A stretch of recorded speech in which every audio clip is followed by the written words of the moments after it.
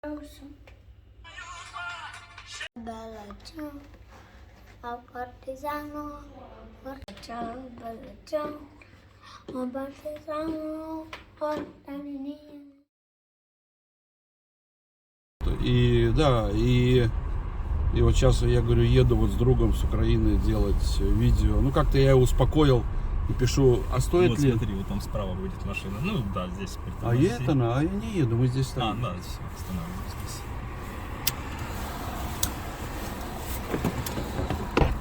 Так вот, друзья, сегодня у нас, какое у нас сегодня число? Третье? Третье, у нас сегодня 3 февраля. В мире все еще идет война. Вот, но... 3 марта, не февраля. О, ты сказал. да.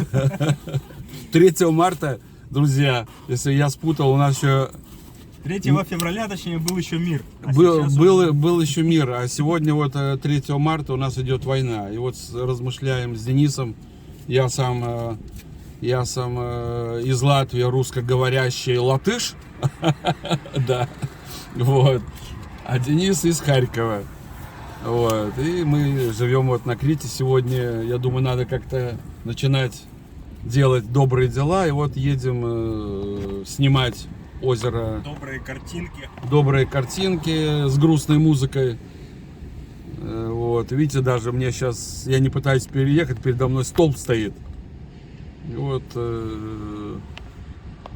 думаю о том, что стоит ли сейчас делать видео, выкладывать и фотографии или нет.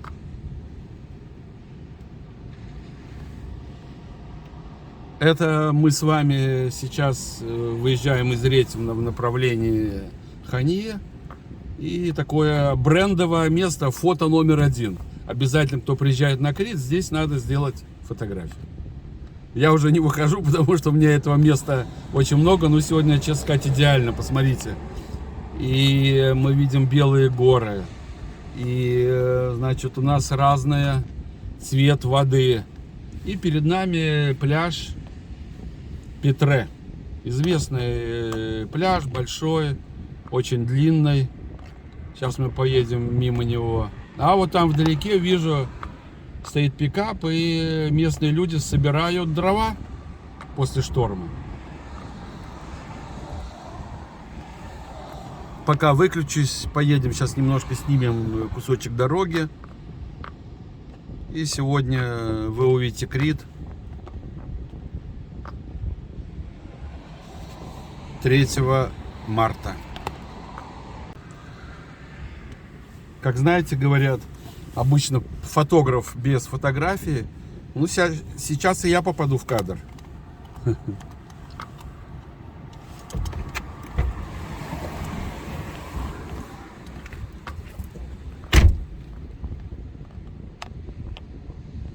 О, замри.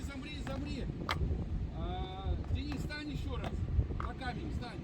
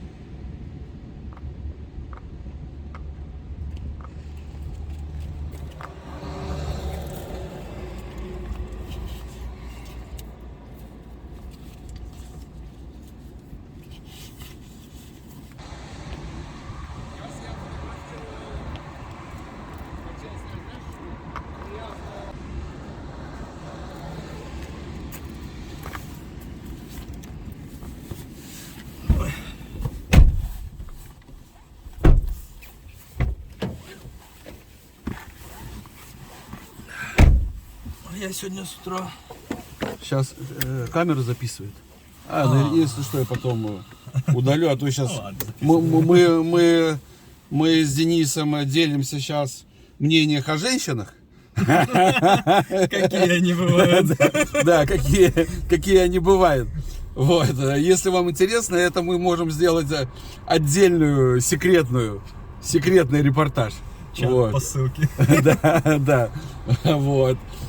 Сейчас мы поедем дальше. Вот. Так вот, вчера я аж плакал, ставил свечи вспоминал, кто умер в Украине. И вчера целый день до самого вечера шел на Крите сильный дождь. Как я говорил, Крит оплакивал людей, кто умер. А сегодня, видите, у нас появляется на Крите солнышко. И вот когда вот это вот, смотрите, видите, тут видели, наверное, вот эта грязь пройдет, наступит мир. По-любому.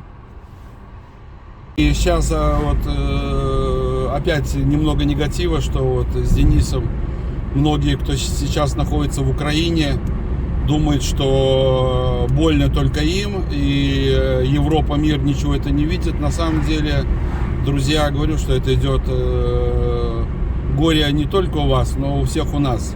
И мы все с вами переживаем так же, тоже не спим ночами, и все это держим в сердцах. Поэтому вот и выезжаем за город, чтобы как-то силы были. Говорить нормально, тут ничего такого. И телефон ставлю, какой-то там стрим идет, кто-то что-то рассказывает. На ноутбуке ютубчик играет, и еще по телевизору могу еще третье что-то включить. Чтобы все вместе делать. Смотри, какая картинка красивая. Без всякого, это я говорю, вот чудеса. Да, это я сейчас вспоминаю Советский Союз, и друг у меня был, я сам латыш, Игорь Яковлев. И у меня был такой же латыш, Толик Пышкин. Вот. И когда, помню, появились первые мобильные телефоны, он удивлялся. Он говорил с дочкой с Америки, правда, трубка была такая здоровая. И говорит: Игорь, ну вообще чудеса. Ты смотри, у нас палка, какая-то палка, и я могу разговаривать, с человеком с другого конца света. Вот. Так и сейчас вот я восхищаюсь фото вообще техники, вот это продвижение. Вот. Купил для этих целей, сейчас я снимаю на Samsung S21 Plus. А оно все летит вперед, и уже 22 ультра. Да? Да, 22. Да, и, короче, все, ничего не могу сказать, конечно, чудеса действительно по качеству фотографий, по видео, вот, но мне что не нравится в современном Samsung, что вот эта модернизация, что у него, к примеру, нету простого старого перехода под наушники, у него надо Bluetooth сейчас, или переходник надо. Ну, это тоже смотрел какой модели. Не, последние, по-моему, все так идут. Уже новые. Вот. Да, просто вот тоже, он же этого года, вот эта модель этого года, ну просто ценовой сегмент немножко другой, и тут есть как бы, они считают, что если модель самая дорогая, то человек купит самые дорогие Bluetooth наушники. И ему не нужно. И ему ничего не надо, ему только надо телефон, и даже не надо ни провода соединительного. И он должен радоваться вообще жизни, что у него на руках знаменитый телефон Samsung. Вот. Не, мне, честно говоря, кто приходит к последней модели, значит, у него уже типа большой багаж проводочков, которые, чтобы не загрязнять планету, но это что же, пошли на поводу всяких, как они говорят, которых они сами выдумали, экологов, а на самом деле просто снизили себе расходы. Но твое мнение по айфону и Самсунгу? Я с айфонами ни разу не в руках даже нормально не держал. Не, пока доедем, давай, сейчас поедем до Курнаса. Да. До Курнаса поедем. Вот этот же магазин, в котором мы работали с знаю, я случайно.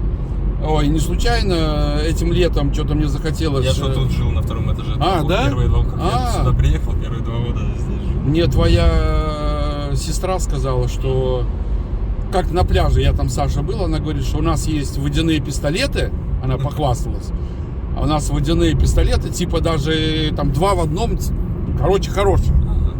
Но я услышал рекламу, видите, реклама все-таки даже на пляже случайно мне сказала. Вот, я думаю, блин, надо заехать, Гене, вот, посмотреть, что же такие заводные водяные пистолеты. Тем более всего лишь за 5 евро. Нет, да, всего за 5 евро, и это самое, видишь, молодец, знаешь. Но нет, в чем проблема, потому что покупая в китайском пистолет, он 3 раза стреляет или палкой, и все, перестает работать. Что-то там же тоже надо плотность вот эта вот, хоть какая-то. Вот, но и купил у Гены сразу 2 пистолета. Но, скажу честно, никаких проблем не было. Хорошо стреляли. То есть... Уже свое стреляли? А, ребенок забросил и... Не, выдержали. Выдержали, да. Сломались, может, не по своей вине, да? Там, крышка сверху отлетела. Но хочу сказать, что не знаю откуда, вот, как это...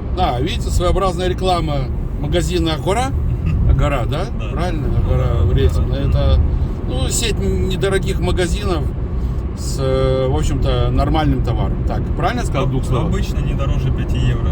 Игрушки. Не дороже 5. Хорошие, да. Большие. И за 5 евро можно купить. Вот.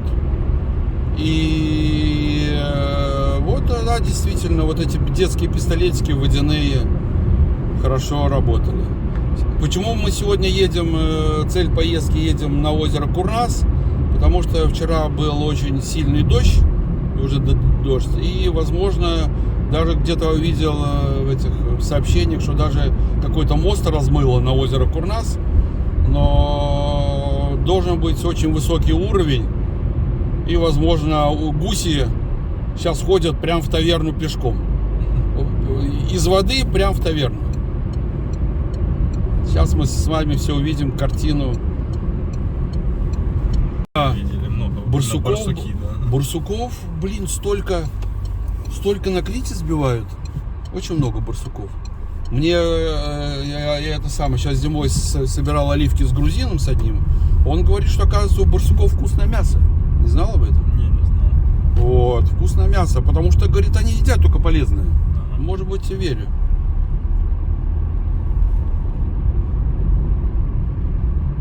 Так что, друзья, можно сказать, и с праздником, началом туристического сезона в Греции. Правительство сказало, с 1 марта с 1 марта начало туристического сезона в Греции. Welcome. Посмотрите, вот у нас уже откуда-то непонятно куча воды. Это мы поворачиваем на озеро Курнас. Откуда-то непонятно, откуда эта вода. Ты видишь, идет? Нет? Там перекопано. Нет, сверху идет, с моста. Как бы мы еще... вот тот мост, кстати, да, вот я и говорю, что... А если мы через него не проедем по другой дороге, там где-то еще выше дорога, сейчас посмотрим. Но никаких запрещающих знаков не стоит. Но для Крита на будущее это еще ничего не значит. А, нет, вода вот отсюда идет. Вот.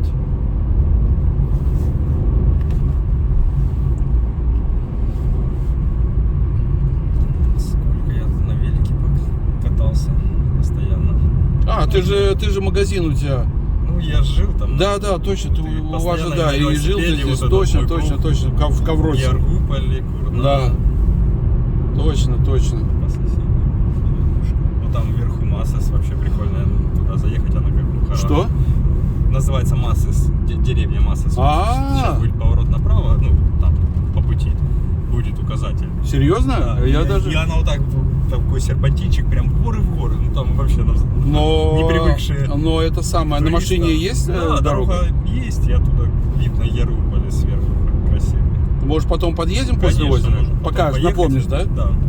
Можно Хорошо. потом туда заехать, а потом над Яргуполе еще есть классное место, там супер вид вообще, фотографии Яргуполе сверху, тут не с этой стороны, а с другой. Ну там просто боговское место, там такая церковь, дерево такое старое, красивое. Ну потом, если, Денис, поедем, то покажу. ты говори потише, а то сейчас все туристы записывают тропы. Вот это, да, А, видишь, понял. это потом, если что. Это по секрету. Так, мои тайные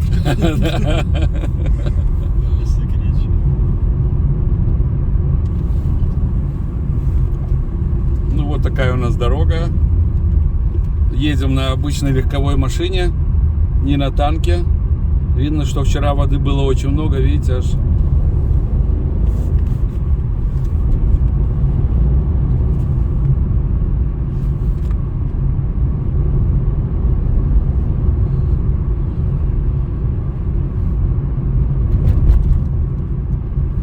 Друзья, мирного вам сегодня неба, где бы вы сейчас ни находились.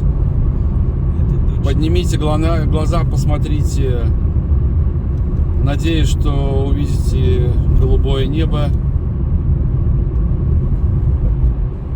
Хотя над Ретем сегодня, ну говорю как есть, залетали истребители, так как у нас недалеко в Хане военный аэродром. Также слышал, что в Суде, в заливе, стоит американский авианосец. Но это так, я говорю, по ходу, то, что точно не знаю, есть, нет, но вроде бы сказали, что видели. Вот.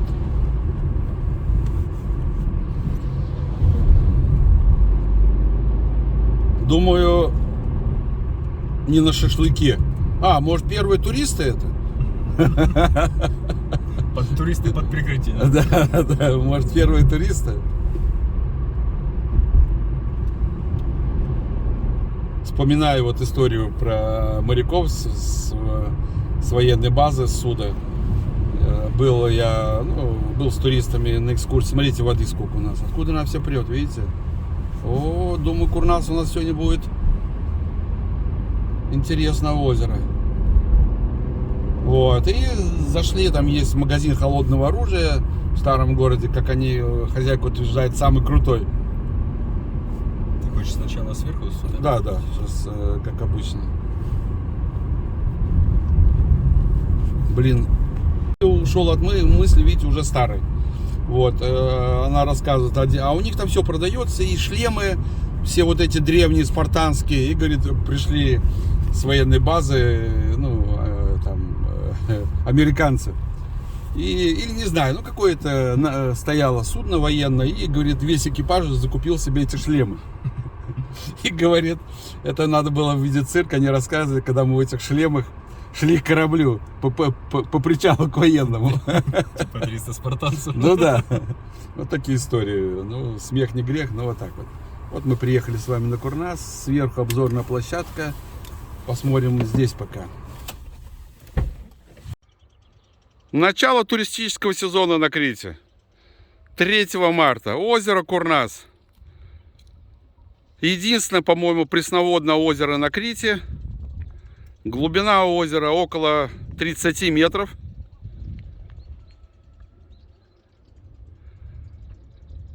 Это озеро когда-то даже изучал Жак-Ив Кусто. И вот, значит, за счет чего, как вообще пополняется озеро. То есть из этого озера речек не выходит. В озере есть две дырки. Ну, извините за мой такой язык, но да, в озере есть две расщелины. Через одну расщелину озеро пополняется водой. Вот, а через другую расщелину вода выходит и 4 километра идет под землей. И вот в районе, вот там у нас Георгиуполе, образуются так называемые родники Алмирос. Ну, по-другому их называют соленые родники, то есть соленые источники. То есть оттуда выходит, немножко соленая вода. Что сейчас постепенно изучают, в общем-то, ученые. И уже, значит, в заливе, в самом Георгиуполе, выходят несколько речек. У нас есть такой спец по Криту Эдди Крит на форуме. Он там знает эти речки до Буквина. Вот, поэтому, если вам интересно там до Буквина узнать, как их название, то это вот к Эдди Криту обращайтесь, он вам расскажет. Вот, даже скажет, кто там живет. Всех черепах знает, наверное. Вот. Вот, возможно, такое, что, ну, не все знают. Вот в этом вот в углу, в левом, вот там вот самый угловой карман. Как-то у меня здесь, так как я увлекаюсь всеми водными, один парень, ну, подводный охотник, просто тренировался, вот там в углу нырял и говорит, что там на глубине 10-11 метров очень сильное холодное течение. И помимо основной рыбы, даже такие типа толстолобиков видел большую стаю. Это я размышляю о том, что как раз в том углу вот дырка, и где вот эта вот расщельна, откуда вода выходит. Но это только мои домыслы такие. Сейчас мы с вами спустимся. Это такая смотровая площадка.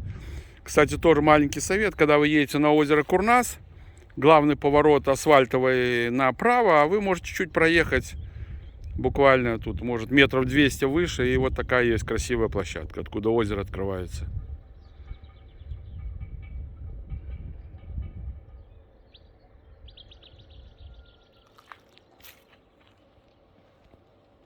Денис, сегодня это надо обязательно будет обмыть, но я не знаю как, ты же не пьешь, отметить первый день туриста. Закажем кофе.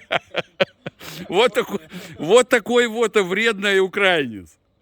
Это ты меня, слушай, ты меня уже с утра злишь. Закажем кофе. И, короче, думаю, буду работать сам на себя. Вот. И это я рассказываю, как я из дайвинга переходил в туризм на Крите. О! Видите? Еще одни туристы. Нет, это скорее всего, ребята проверяли, не смыло ли у них рестораны. Вот. Есть видео, как здесь. А? Говорю, есть видео у меня на Фейсбуке, как тут собака курицу сожрала. Да? Да, сволочь. Я за ней погнался, но она ее схватила и дальше, ну, короче, в поле утащила и там скушала. Мы с Вадимом первые проверяющие. Здесь. Значит, раз Греция сказала открытие туризма, значит, мы первые проверяющие. Готов ли Крит к приему туристов?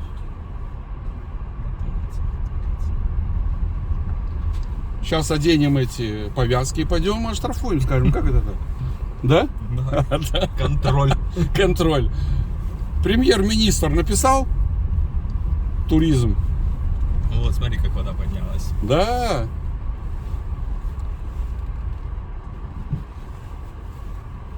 Ну что, друзья? Вадим, одевай снаряжение, я взял у меня с собой баллоны. Ой, Денис, я, извините, да, Денис. Не, значит так. Ну что, Денис, доставай, одевай маски. Сейчас.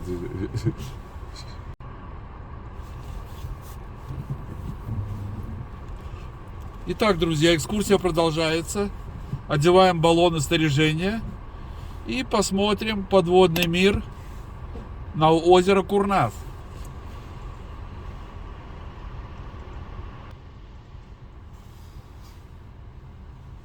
Вот этот сигнал окей.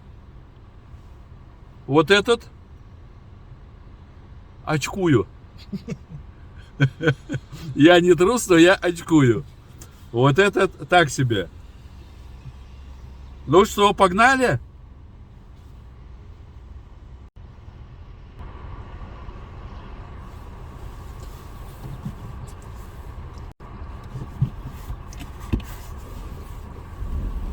Аккуратней, аккуратней. Рыбку не задави. А это мелочь. Там и черепашки могут быть. А черепашки? Черепашек, да, будем беречь. Буль-буль-буль-буль-буль-буль-буль-буль-буль-буль-буль-буль-буль-буль-буль-буль.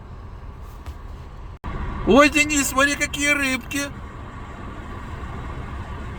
Шикардос. Вот, блин.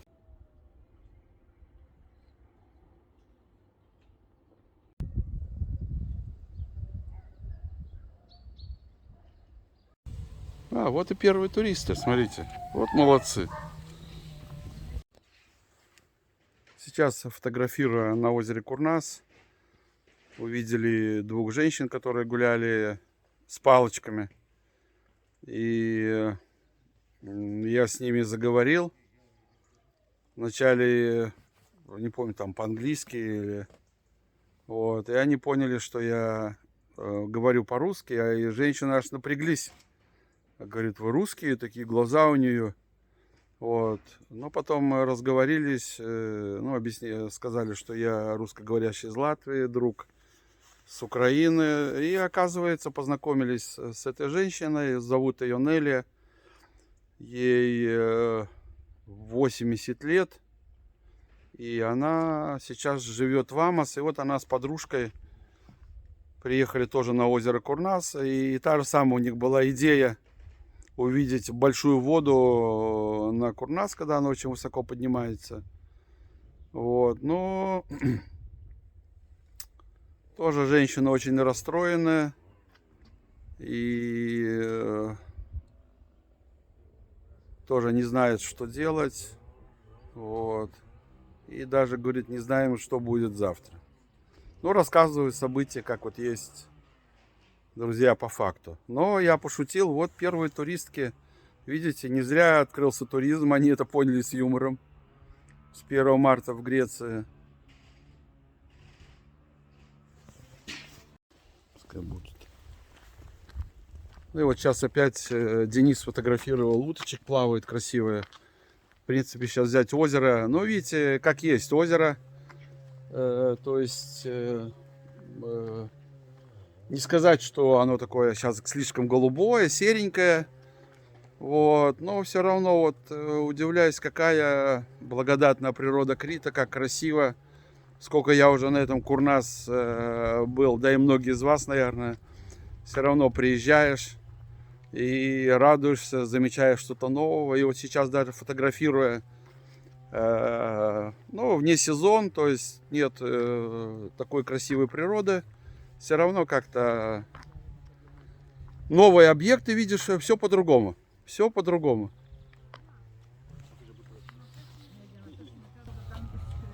Ну вот даже вот Денис показывает, смотри, как красиво сейчас, необычно вот эти бутылочки. Ну вот, греки пытались нам объяснить, для чего эти бутылки, но мы знали, но вы нас тоже догадываетесь, что это вообще тутовник, тутовое дерево, и пытаются тем самым вот, значит, нагнуть, ну, чтобы ветки росли в нужном направлении. Правильно, Денис, я говорю? Чтобы тень, здесь была тень, когда летом приедешь. Ну да, тень, да. Кстати, насчет тени я не подумал, да, чтобы когда накроют, да. Будут стоять. Точно. Да, это будет она накрывать машины. Точно, совершенно верно. Видите, играет роль тени.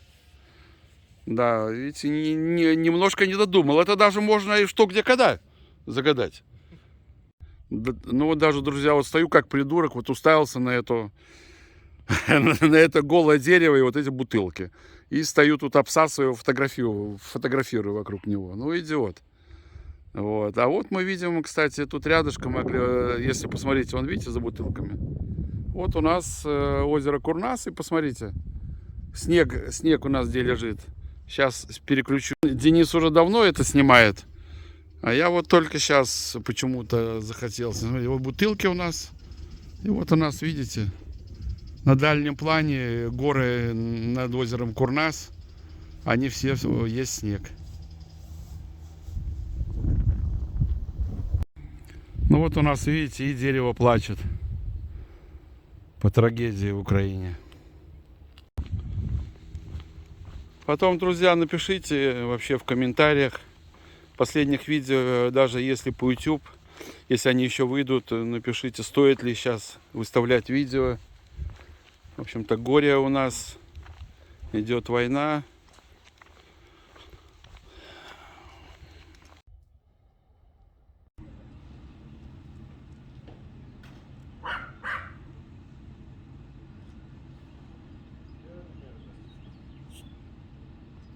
Все знают, что на Крите, на озере Курнас, Это тут хозяева гуси.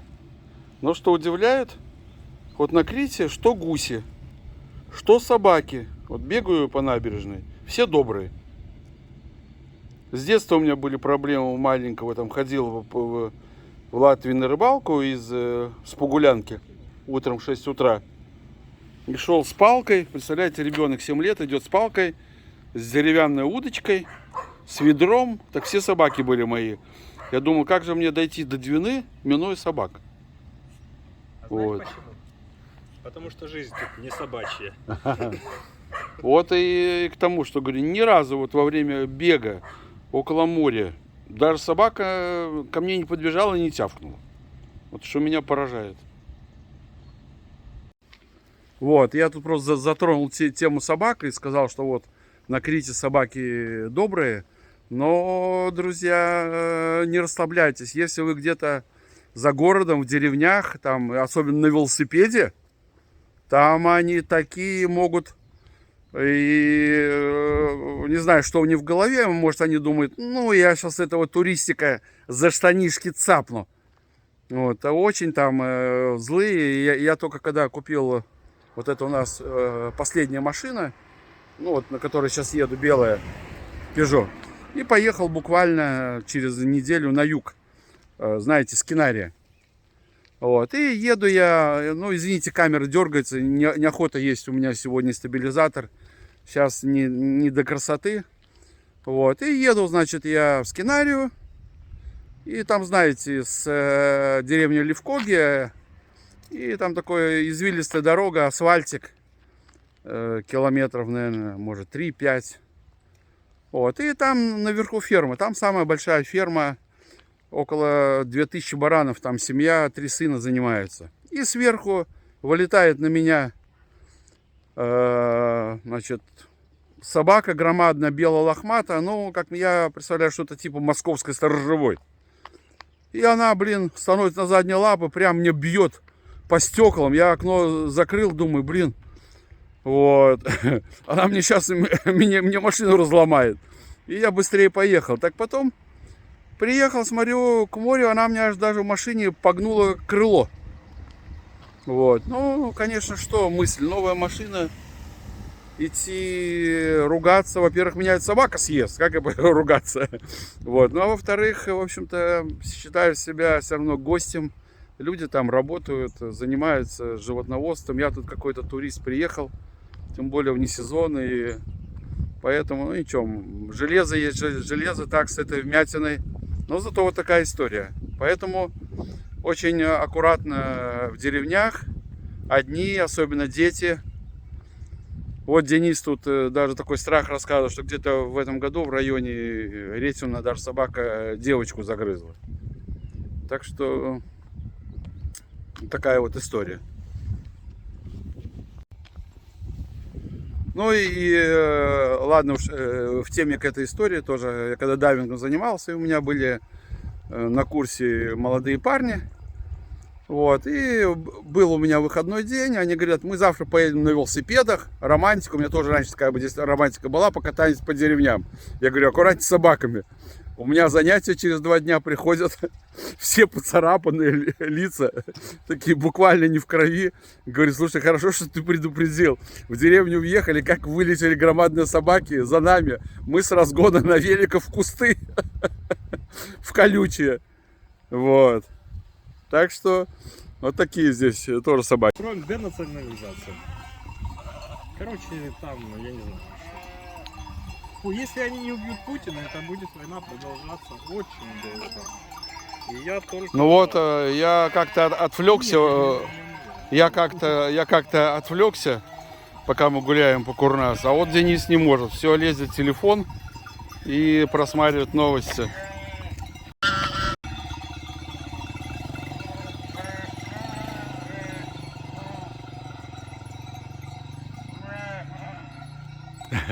Сзади какой козел интересный.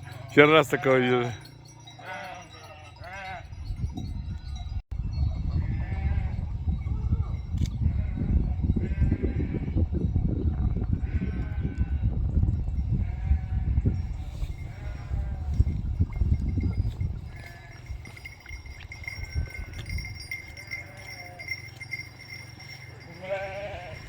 Опять все это не записывал.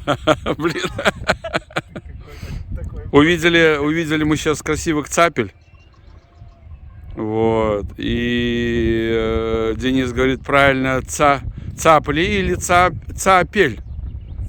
Увидели красивых цаплей или, подожди, Ты говоришь цапель. увидели красивые цапли или цапель? Цапли, да, цапли. А я говорю, Удочки. да, я говорю, сейчас можно все равно и для соцсетей, как уже, ну, стараешься выражаться грамотно. А то, что там учитель на учителя. Учитель на учителя. Все там А я вот сейчас думаю, сейчас можно говорить, что хочешь. Все равно война. что хочешь, шо хочешь. Да. И, значит, найдут для чего. Да. Пристав. Я сейчас даже вот выложил у меня в Фейсбуке, что-то мне вчера вспомнилась песня. Ну, это вообще стихотворение, но когда-то я ездил охотиться в Латвию с друзьями из Лепы, это у них была коронная песня «Все равно война».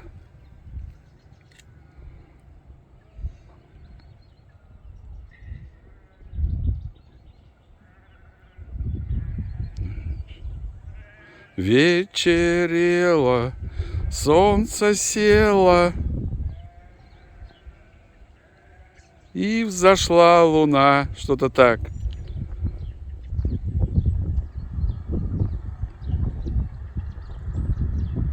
Да ладно, пойдем попробуем. Так вот, вчера мне попалась одна песенка, которая называется «Все равно война». В Латвии я много занимался подводной охотой и выезжали на соревнования. Эту песню обычно исполняли ребята из Лепы, Юра Юрков и Олег Пашкин. Девушки, которые были рядом, все умирали. Ну, извините за мой голос, то есть я не певец, но как есть. Сейчас я ее исполню. Крит, Ретемна, первый у нас туристический день. И песня звучит в исполнении Игоря Яковлева «Все равно война». Вечерело, солнце село, ветерок слегка, прогуляться девка вышла, все равно война. Повстречала лейтенанта, сразу подошла. Приходи ко мне на дом, я живу одна. Он приходит прямо на дом, ночь темным темна. Он разлегся, лег с ней рядом, все равно война. Обнимались, целовались, ласкам нет конца. А потом позабывали, что кругом война.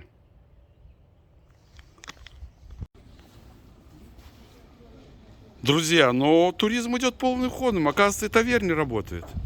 Сейчас мы с Денисом закажем себе еды. Так что все хорошо, жизнь налаживается, друзья.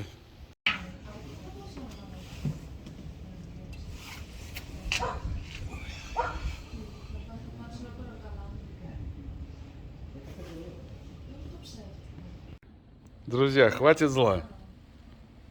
Посмотрите, мой древний, старый, несимпатичный Никон познакомился сегодня с молодой Сони, симпатичной камерой. Ну и они уже начали дружить.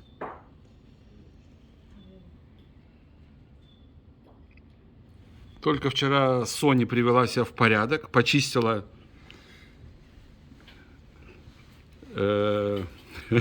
навела макияж и прочистила. Что она прочистила? Матрица. И прочистила матрицу. Так что у Кэнона, у моего Никона есть сегодня надежда полюбить прямо в чистую матрицу. Но что-то Sony совсем не хочет знакомиться с Никоном. Он же еще вроде молодой. Ну послушай, ну давай, ну посмотри ты на меня. Смотри, какой красивый мужчина. Никон. А какой длинный объектив. Ну, посмотри на меня. Ой. Нет, не хочу. Ты старый. Уходи. И вот смотрите, только песню спел, сразу же мой солдат Никон. Вот так, красиво встань, красиво. Повстречал симпатичную девушку. Крит, как я всем говорю, Крит. На Крите очень сильные боги. Он творит чудеса. Ну, вот такая у Никона сегодня появилась симпатичная подружка.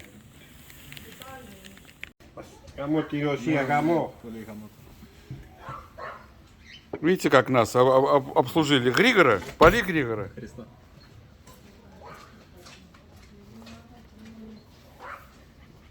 Друзья, ну никакой тут рекламы, просто по факту кушаем вот в такой вот таверне.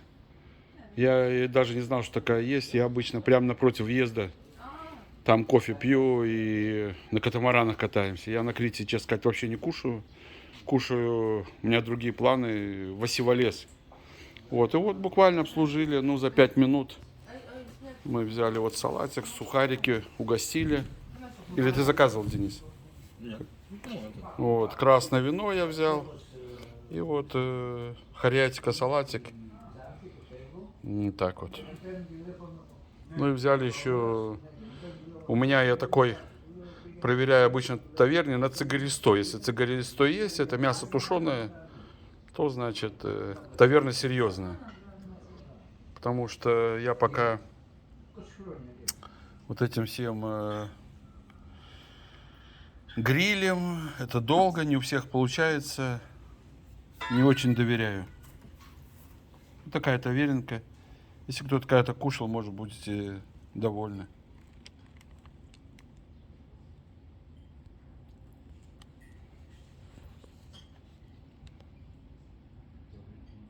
Денис, видите, все отвлечься не может, все в Украине, все в Харькове воюет. Бедный парень. Эх. Никак не может отвлечься.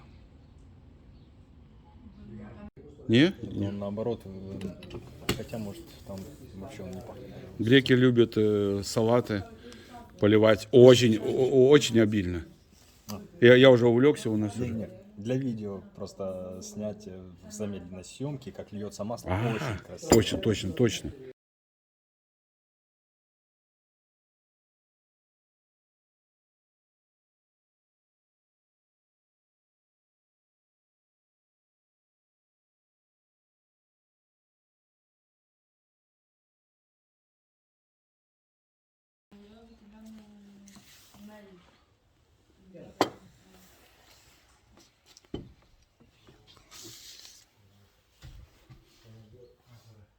К сожалению, может и хорошо, что Денис не пьет. Мирного вам неба, друзья.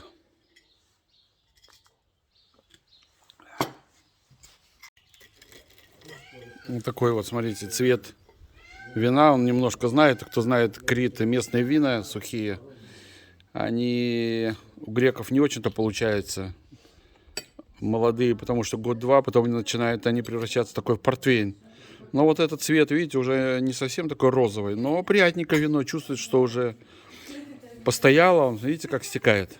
Есть уже Вот, и приятно на вкус.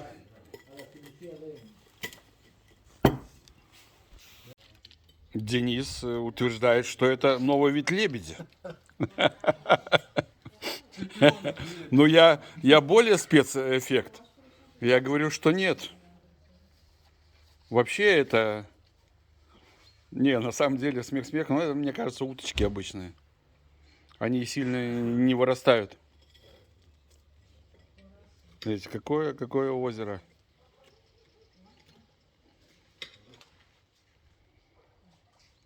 Опа, нырнула.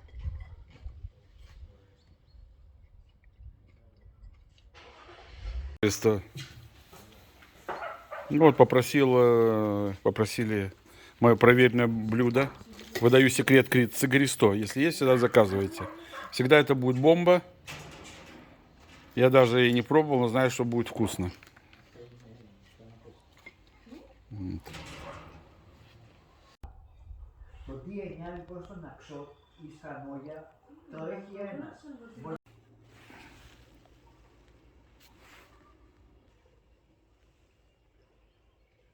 Вот я сижу с Денисом и думаю, почему так хорошо? Может, мы уже на небесах? Может, я сейчас и Марата увижу?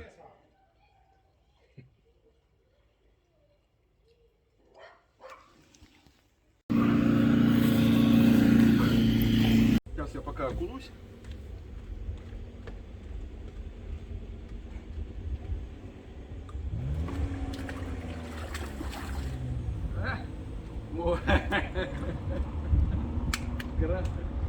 Красота!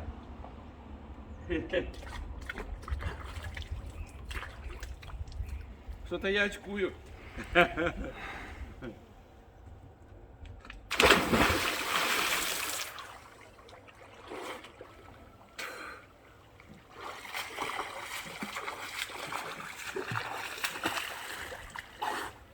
Хорошо. Хорошо, что я так сделал. Все записывает, да? Да. Нет, сейчас вот как раз встань. Опять встань туда. Можешь остановиться.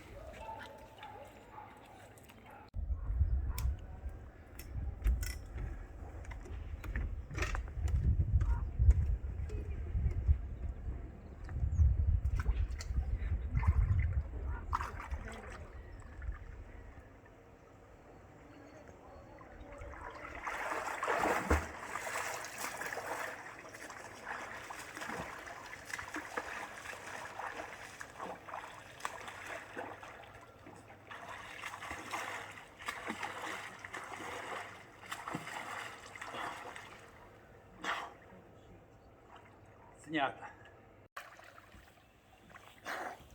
Попробуй немножко, чтобы ближе все получилось. Хорошо? Да. Сейчас тоже записывает? Да. Да потом пообрезаешь, что надо.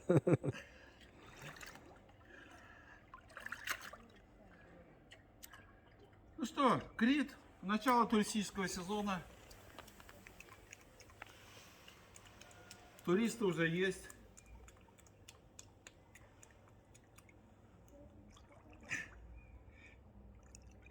Ну давай еще раз дом сделаем.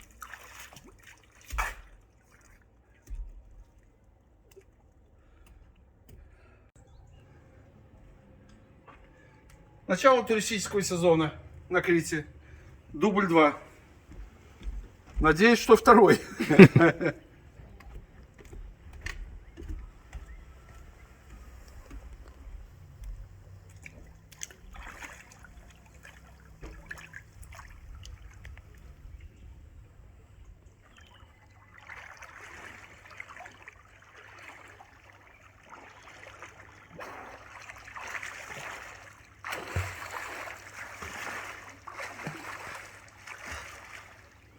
Снято? Снято? Дубль 2. Еще надо? Конечно. Да не, все хорошо.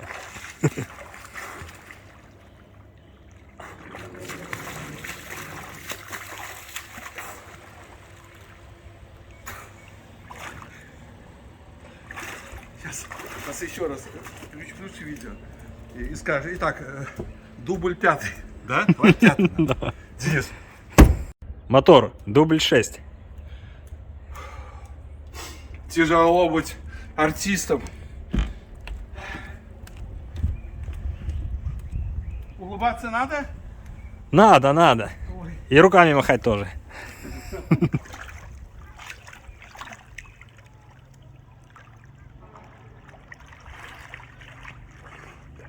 Снимаем фильм «Лето на Крите».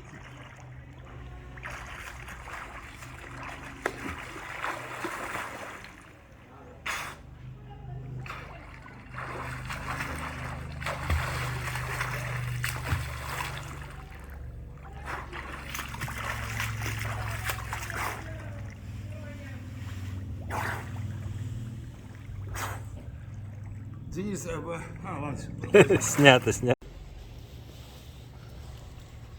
У меня тонет. А, у меня же маска есть, ё-моё. Принеси.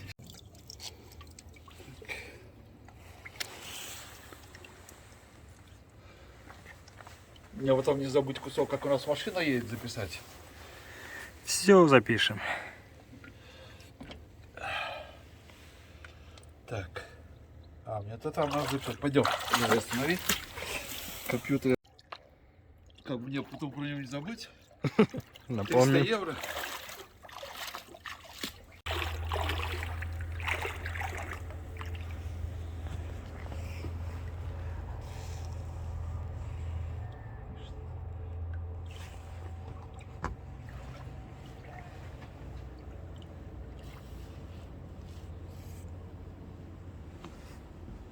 Игорь, рыбку не сдави. Аккуратнее. Карп большой.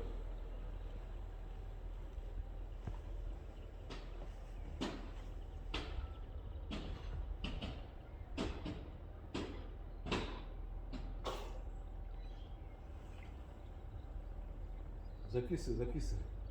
Я сейчас тебя.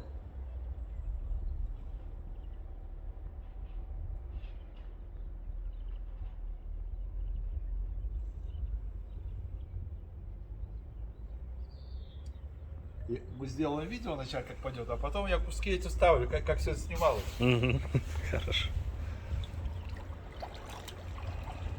Холодная вода. Я думаю, что ниже 15 градусов максимум. На море теплее вода.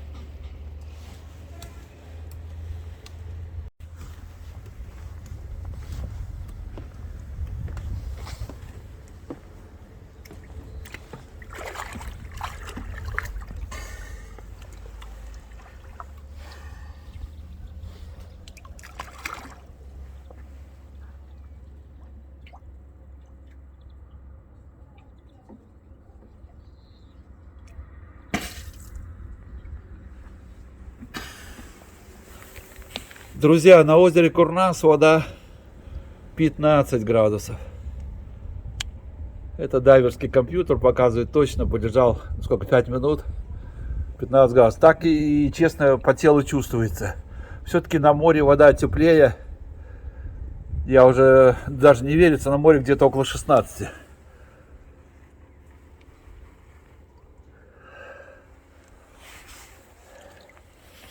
Блин, ну тяжело быть артистом. Скажу честно, как раньше снимали фильмы зимой на пляже Крыма. И говорят, слушай, Лида, на тебе лед сбей льдинки с головы.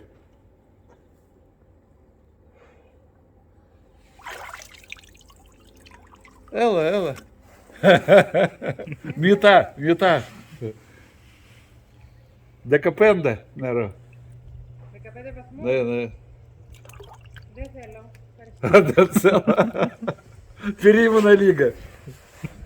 Семеро протос туризмос дей, да? Берас. Не. Скажи, что сегодня же в Греции Ой. туристический сезон. Кувернisi lei ooti Simera, ooti Martius arhisame turistiko season.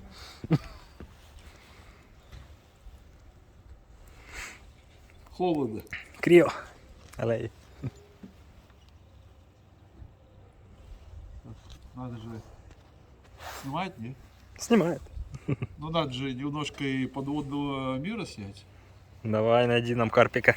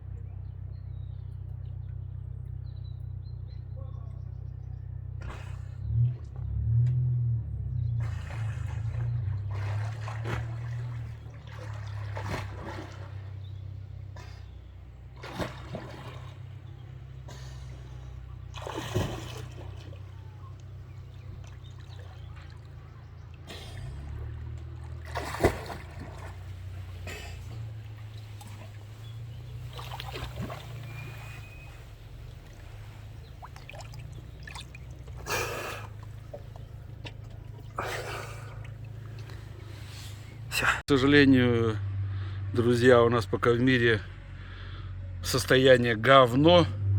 Будем надеяться на лучшее. Сейчас в мире почти как с современными камерами. Вот размышляем, стоим. Мы как здесь, я в Ретино начал заниматься туризмом, ну, может, вот лет 10 назад.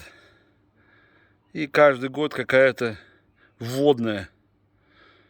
Короче, никакой стабилизации. Чем дальше, тем... И что интересно, если брать и камеры, и даже, я думаю, сейчас и деньги не сильно могут стабилизировать. С озера Курнас мы с Денисом отправимся дальше, он мне покажет одну красивую дорожку и виды на озеро Курнас с гор. С другой площадочки. Куда мы сейчас поедем?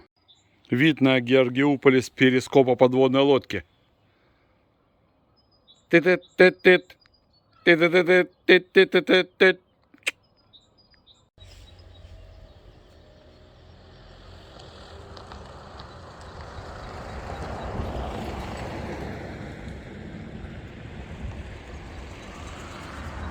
Георгиуполе спускается.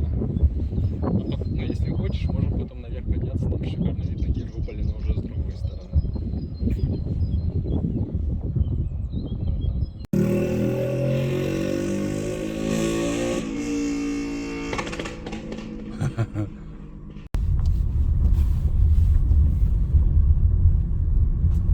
Еще будет тут типа какая деревуха, да? Нет, сейчас поля чисто будут. Там какой-то лошадиный загончик. А, лошадиный хорошо. Это лошадки могут быть? Не знаю, да, мы будем возле него проезжать. Я не так на велосипеде катался. То там дорог точно не помню. Мы же будем ехать только к вам. Ну, тоже вот еду для себя по новой дорожке, правее, да? Да, направо. По которой, кстати, видите, какие у нас дороги. Что тут даже только что вот по этой дорожке автобус пришел.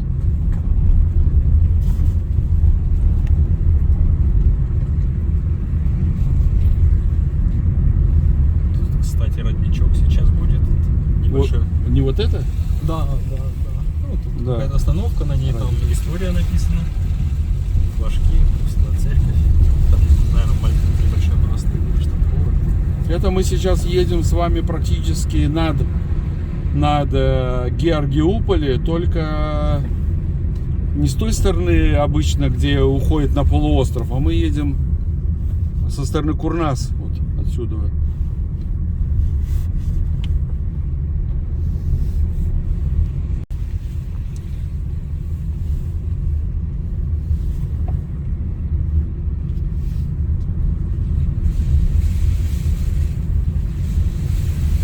Такое крит, видим, природа в начало марта.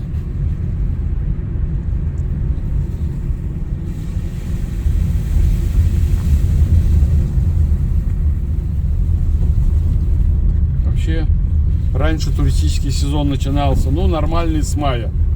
В этом году греки захотели сделать ранний туристический сезон. Получился. Только билеты забыли туристам купить. Да.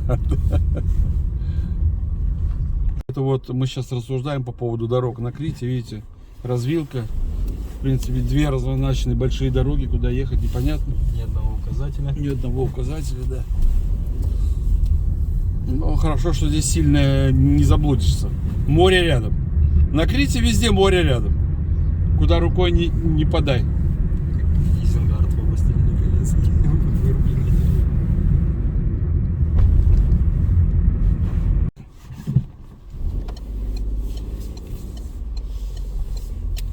Ну, сейчас мы всем многим известное место, это Георгиуполе. Мы уже, ну, по ходу практически выезжаем из Георгиуполя. И Денис мне хочет, он как-то забирался над Георгиуполем на велосипеде. выше. И хочет показать вид красивый. Вот мы едем вот на ту горку, вот то дерево, вот там церковь, и вот то ясно, дерево, ясно, вот мы да, туда да. едем. И оттуда шикарный вид на Георгиуполь. Да. Но я вид красивый здесь с угла снимал. По этим горам лазишь, можно снять вид. Ну как Здесь- на них? А? Я на них не слышу. По этим горам пешком ходил. А. Там где-то дорога будет, по-моему, как-то налево заходить. Это мы с вами уже находимся над Георгиуполе. Но здесь такой По-моему, Епископи называется. жилой райончик Думаю, туда. с домиками. Здесь у нас одни знакомые, у них домик вот здесь есть, сдают туристов. Иногда сами живут. Вид оттуда шикарный. Не буду говорить, с какой он страны, чтобы не злить людей.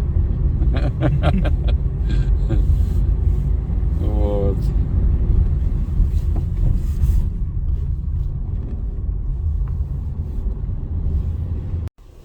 Друзья, ну смотрите, какие виды. Очень красиво. Сейчас мы тут встанем, сделаем пару фотографий. Вот.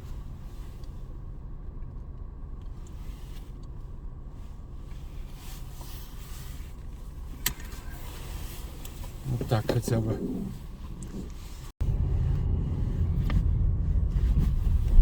Да, и нам получается налево. Чтобы наверх подняться.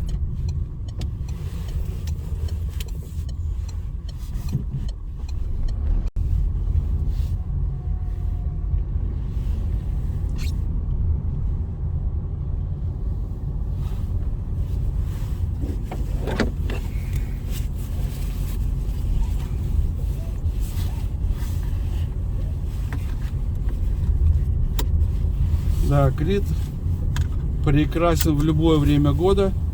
Даже, в общем-то, в целом и в марте, конечно, можно отдыхать на Крите. Но единственное, что вода на море холодная. Ну и погода еще нету гарантии, что будет, Не будет дождя. не будет дождя. А так, в принципе, все хорошо. Все зелень, красиво. Вот. Людей мало. От жары прятаться не От надо. жары не надо прятаться, да. И сейчас мы едем, вот на улице где-то показывает термометр снаружи 17 градусов.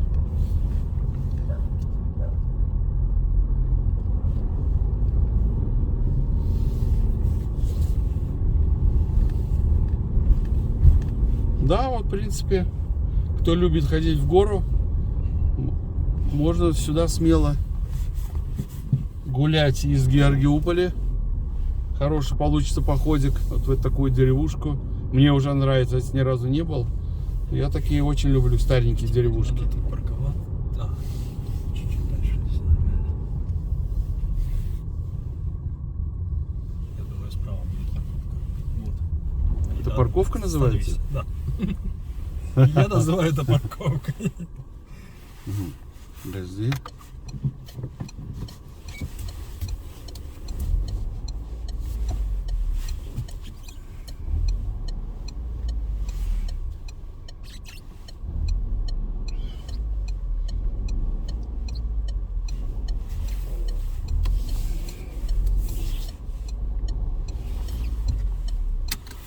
Что интересно, поразило, движение здесь есть.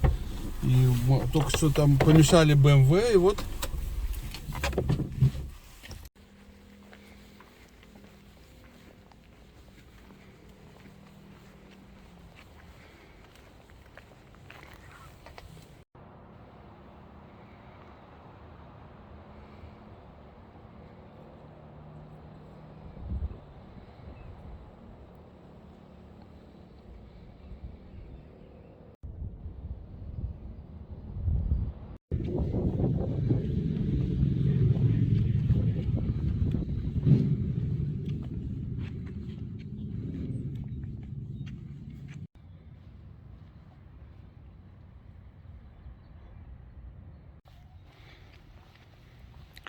шикарные виды. — 14 лет живу на Крите, но сюда даже не поднимался. А всего-то вот у нас в Георгиуполе.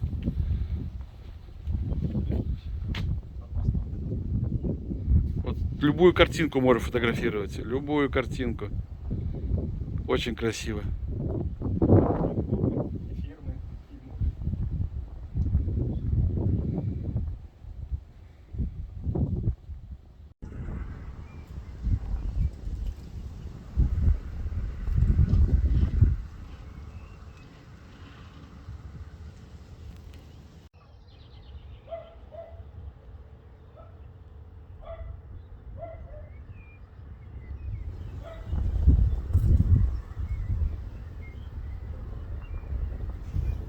Там были, там 20 минут назад были.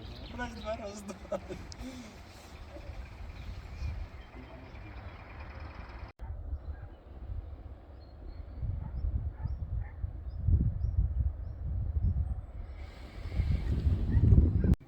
Да, спишемся.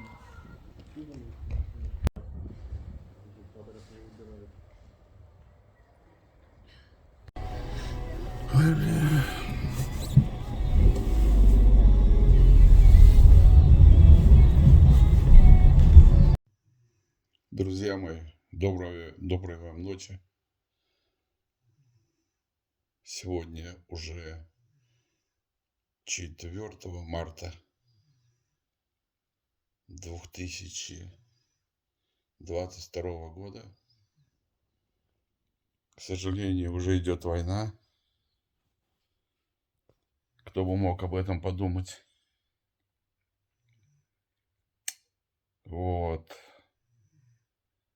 Вчера я ездил с Денисом снимать виды озера Курнас, большую воду. И обещал сегодня выложить видео. Видео будет называться «К нашим потомкам. Воспоминания и хроника вот этого 3 марта 2022 дня». Я когда в Даугавпилсе занимался подводным плаванием, организовал клуб там подводного плавания. И был такой у нас в клубе Саша Дмитриев, бывший библиотекарь. Ну, Советский Союз, представляете, библиотекарь, сколько он зарабатывал? 70 рублей, может 60. Вот, но он был очень фанат подводного плавания. Вот, ну и я тогда тренировал подводное плавание, секцию при ДОСАВ. Вот, ну и спортивно-технические виды, моноласты. Это, представляете, 30 детей. И надо было сделать... Дети поплавали, я тренировал в ДЮСТШ, детская юношеская спортивно-техническая школа. При ДОСАВ. Это было такое при Советском Союзе. Я тренировал скоростное подводное плавание. Так вот, представляете, ну, в группе как минимум 30 детей плавали в моноластах. Что такое моноласт? Кто не специалист? Одноласт на 2 ноги. И вот каждому ребенку надо было сделать вот такую моноласту. И в Даугавпилсе около, не помню эту улицу, ну, рядышком совсем с университетом Даугавпилским. Там от ДОСАФа было маленькое помещение, отапливалось печкой холодной. Ну вот я там, помимо после тренировок, делал детям ласты. И делал ласты до того, что до 2-3 ночи, что мама даже меня приходила, мы жили рядом в центре Даугавпилса, на Парадес 13, квартира 1. Кто знает Даугавпилс, привет вам из прошлого. И я точил до 2 ночи ласты за зарплату 70 рублей. И думаю, блин, надо этим подводникам помочь. организовать клуб в этом здании. Ну, мысли у меня были корыстные, потому что люди были работающие. Надеюсь, что они мне будут помогать делать моноласты. Плюс я еще занимался подводным ориентированием. Для подводного ориентирования тоже под водой надо было делать всякие технические, да, там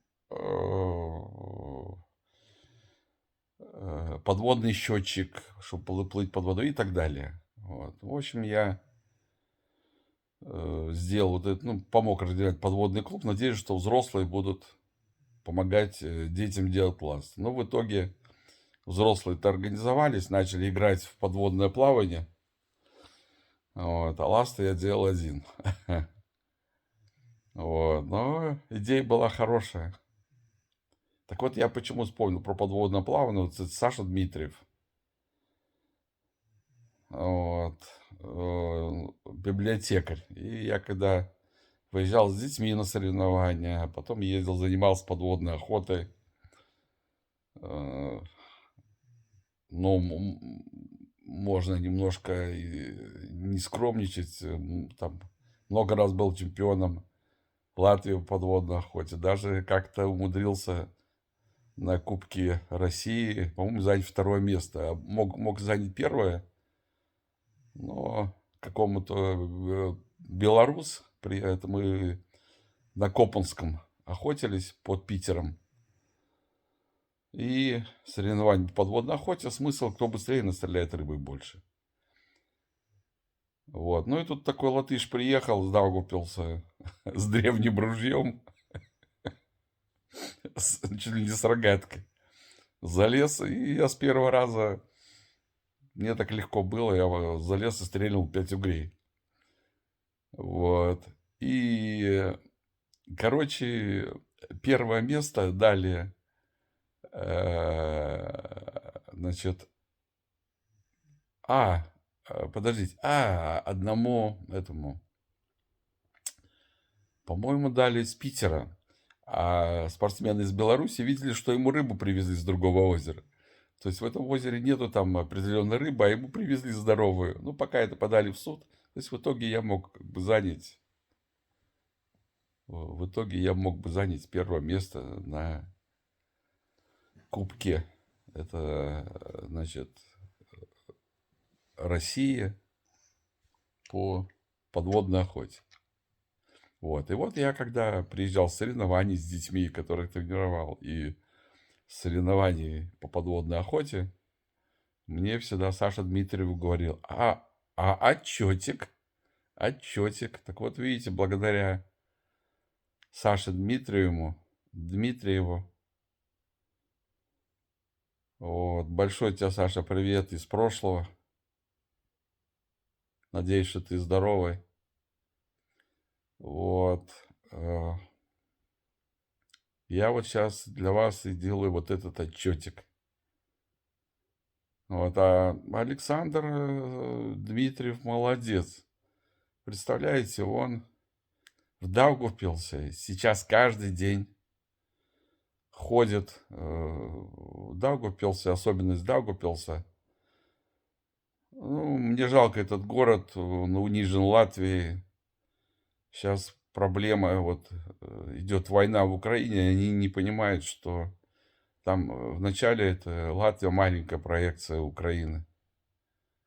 И вот идет полностью зажим русских. Ну, школа, это что такое Даугавпилс, Советский Союз. Был 16 школ, только одна латышская. И вот сейчас идет полностью зажим, ну, так сказать, русскоговорящего образования и вообще культуры, ну, людей. Будем говорить об образовании людей. То есть, ну, крупный город Рига подделывает под себя местный образовательный центр. Так. Вот. И ушел от мысли. Говорили про Сашу Дмитриев. Так вот, Саша Дмитриев сейчас. И, значит, но тем не менее Латвия сейчас поднимает свои всякие культурные ценности. И в Даугавпилсе есть старая крепость Зенобург. Не буду точно, не буду врать ее историю. Вот, но крепость старая, то есть там она еще была, когда Наполеон шел на Москву. По-моему, тоже даже проходил ее. То есть давно построена. Потом при Советском Союзе там было Даугавпилское высшее авиационно-инженерное училище называлось, 2ИУ, размещалось на территории. Я там пацаном лазил, там же все вокруг этого училища, как назвать, ну, не бункеры, а подземные помещения. Я лазил даже там с пацанами. Раньше пацаны, мы не знали, что такое интернет. Мы лазили по стройкам, по дворам, там, по сараям, по всяким дыркам. Вот я тоже лазил там по этой крепости, по дыркам. И прямо один раз ногой в подземный каземат залез. И сразу тут на горке нашел, то есть, коробку от пулемета, то есть от лент. То есть ценности прям под ногами валялись. И был секрет вообще, мы в детстве думали, что там, значит, всегда думали, что от этой крепости под Двиной, на другой у нас стороны Двины, там тюрьма и есть подземный ход. Так вот, значит, Советский Союз разрушился, значит, военные из 2ИО, тоже вот судьба, люди, пришлось уехать, потому что они русскоговорящие, пришлось все дешево продать. Вот у меня, я увлекался в Латвии подводной охотой. В то время как раз это, значит, друг у меня такой Саша Ганулевич в Даугавпилсе. Привет из прошлого. И в его подъезде на первом этаже жил, не помню, как мужчину это зовут. Он работал преподавателем в 2ИУ. Не буду врать, что преподавал. И он был нас компаньон по подводной охоте. Мы ездили охотиться тогда в Беларусь. Границы не было, и мы ездили на ночную подводную охоту. При Советском Союзе подводная охота постоянно была в каком-то внезаконии. То можно, то нельзя. И вот мы ездили в Беларусь, охотились ночью на озерах, потому что просто ночью рыба менее активная. Вот, и вот сейчас почему вспомнил про него, потому что когда разрушился, он как раз таки был из Донецка. Этот мужчина, он был из Донецка, уехал в Донецк. Вот какая интересная его судьба. Ну, я думаю, он практически моего возраста, может, чуть постарше. Так вот, благодаря Саше Дмитрию вы сейчас видите вот этот отчет. Значит, почему я сейчас тут ночью включился? Вчера после видео, вот, я вырубился, очень устал, потому что предыдущую ночь не спал, переживал все. Значит, уснул, может, 2 часа ночи, а может и в 3. Все новости шлют, там мне, слышу, телефон брымкает, приходят всякие сообщения. Вот, а потом думаю, надо поехать снять озеро Курнас для показать Крит. И вот позвонил Денису, здесь у меня появился новый друг. Мы с ним общаемся, может быть, год. Вот, парень просто идет по моим стопам, начал, ну, увлекается фотографией. Ну и мой компаньон по бане, ездим в баню с ним. Вот, и вот эта поездка, которая есть, это вот задумалась прошлой ночью. А потом я вчера до 10 там начал выкладывать фотографии, но толком не успевал их сделать, потому что я не могу так просто поставить фотографию, уже привык, надо ее как-то хоть подрезать. Но вот это видео и последняя фотография я делаю, ну, без всякого фотошопа, просто там подрезаю то, что... А видео вообще видите, как делаю. Вот. И раньше лег спать, просто вырубался. Хотел вчера, что нету видео Это было бы хорошо. Я вечером, вы увидите конец фильма, я пошел, снял Ретемно вечером, но я шел не Ретемно вечером снимать. Я хотел вчера пойти свечки за тех, кто умер в Украине за 3 марта 2022 года. Я обычно в церкви ставлю вначале свечку за упокой тех, кого с нами нет, за бабушку Таню, потом за здравие наших детей. И сейчас еще одну свечку ставлю, чтобы не было вот этой войны. Но церковь была закрыта. Вот. Поэтому я вот снял Ретемно. Сегодня утром, в часов 9, я пойду в церковь и поставлю обязательно свечи.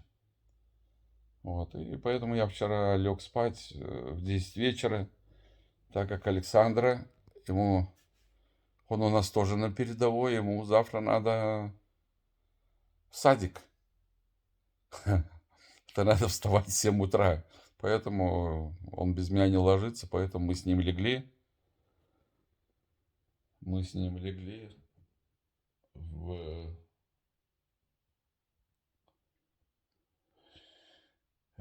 10 вечера. Он посмотрел мультики. Посмотрел Лёва, грузовичок Лёвы. Вот, легли спать. Ну, вот тут у нас такой вот. И я что-то в час ночи опять проснулся, посмотрел быстренько там телефон. И вот что-то меня торкнуло прям ночью сделать вот это видео. И сейчас я делаю вот это видео. Почему торкнуло, делаю срочно, чтобы... Может, у меня получится, и у нас вместе остановить быстрее вот эту войну. И просьба потом в комментариях, в текстовых там под YouTube, Facebook, поменьше писать воинствующие лозунги, как со стороны России, так со стороны Украины. Просто прошу вас, как-то пытаюсь примирить, остановить вот это зло, которое идет. Пока как это сделать, я не знаю. Война идет. Но я делаю тут, кто как борется, кто как помогает. Вот. Думаю, Денис тоже помогает. Была у него мысль тоже поехать в Харьков, но вот он решил, что пока вот даже он стыдится выставлять свои фотографии сейчас на страницу, потому что в Харькове сейчас у него брат там, то есть идет война. И поэтому просьба, чтобы потом я не выключал видео или, какие-нибудь... В личку мне пишите, что если мы доживем, что там тяжело, боль.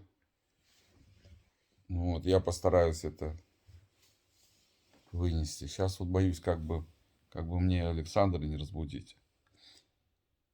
Вот, и почему я включился ночью? Потому что видео там есть кусочек, который вы сейчас увидите. Это мы едем по Георгиуполю. Вот, и у меня играет радио, там играет музыка. Мы с Денисом говорим, и чтобы это было, хроника дня, значит,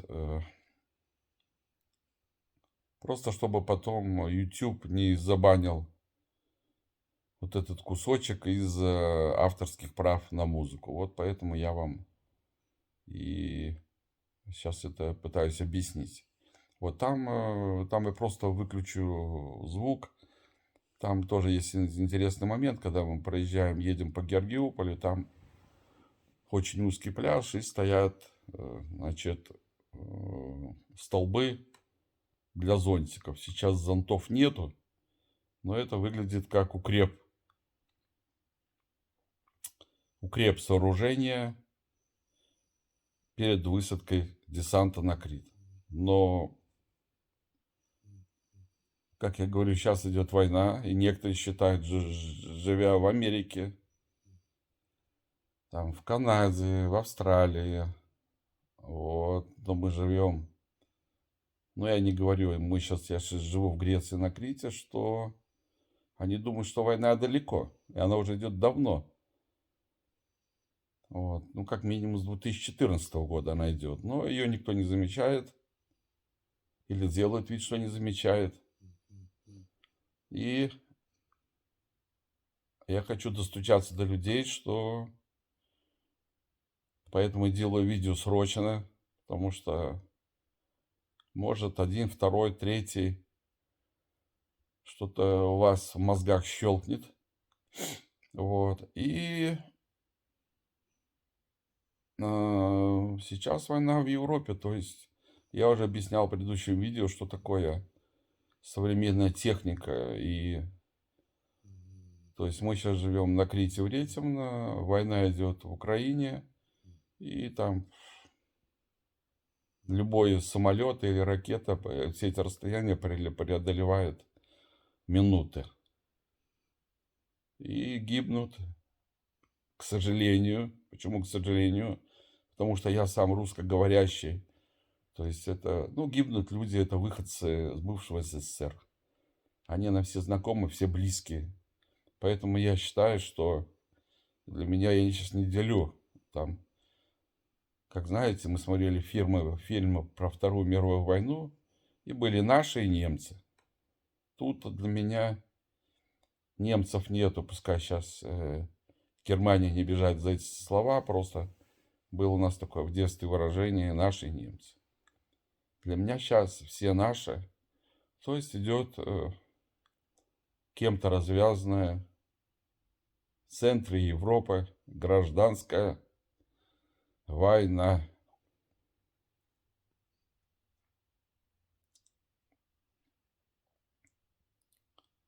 И пусть, возможно, это видео когда-то увидит кто-то после, им будет стыдно.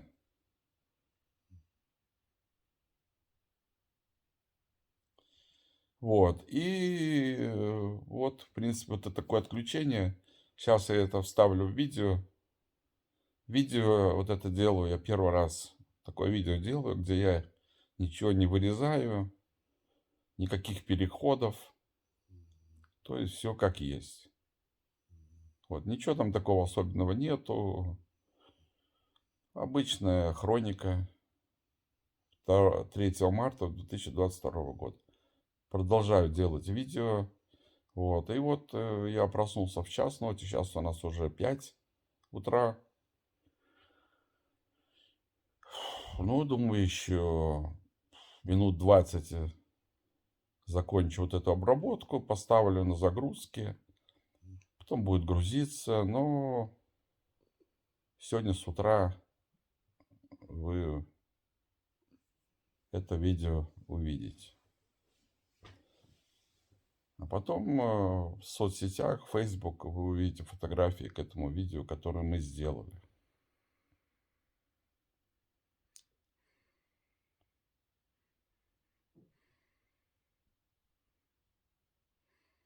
Друзья, кто меня видит, желаю в этот момент, нас ночь, просто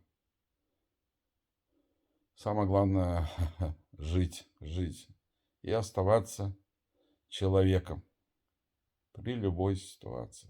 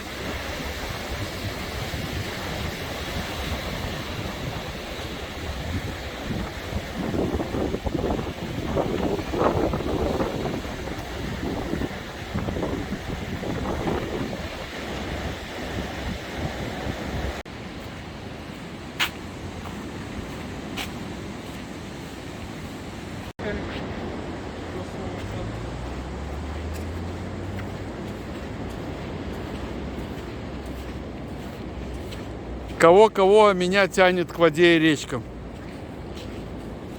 Вот такой мостик красивый. И дальше начинается практически пляж Петре идет. Вплоть до, наверное, километров... Сколько, интересно, вся набережная? Знаешь, километров 10, наверное. Будет?